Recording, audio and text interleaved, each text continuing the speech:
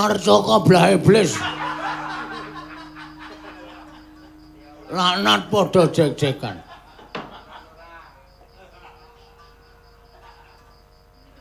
Saking siswa cantrik manguyu jejanggan sing padha caket karo aku, ora ana sing tak caketake jaba mung Anoman ingkang tansah ora tau nunggak bayar SPP.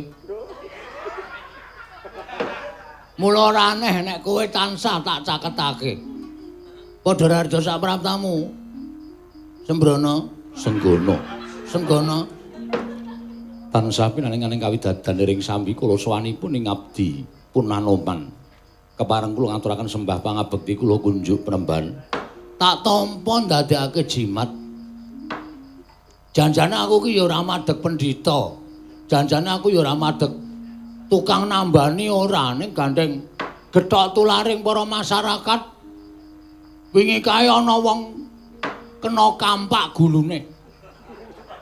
Wis kiwir-kiwir. Gawa mrene tak tambani dadi lan patine.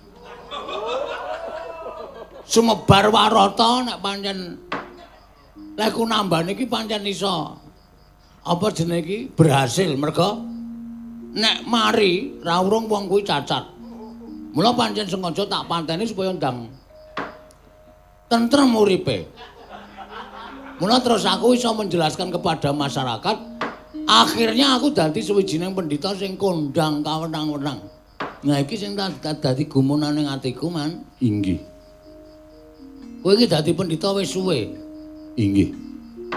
Ana ing pertampan Kendali Sada. Ning sebab apa kowe kok dadak suwita karo aku pendhita anyar?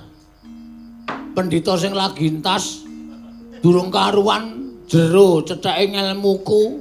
Jero cetheke kawruhku. Ning sebab apa kowe kok suwita karo aku? Apa sing tak goleki? Kula nyuwun pamunten penemban.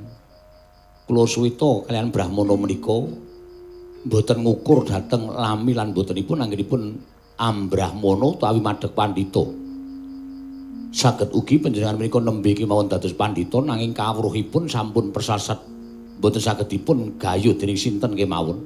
Utawi mboten saged dipun kembari dening sinten kemawon. Nanging wonten ugi sawijining brahmana ingkang sampun dangu ambrahmana nanging ilmunipun boten kinarya damel tentreming jagat nanging malah kinarya ngobak-obak katentremaning jagat menika kathah sanget. Heeh, pancen bener pancen saiki iki ana tetembungan kedung jero iso dijajaki ning atine menungsa sapa sing ngerti. Inggih.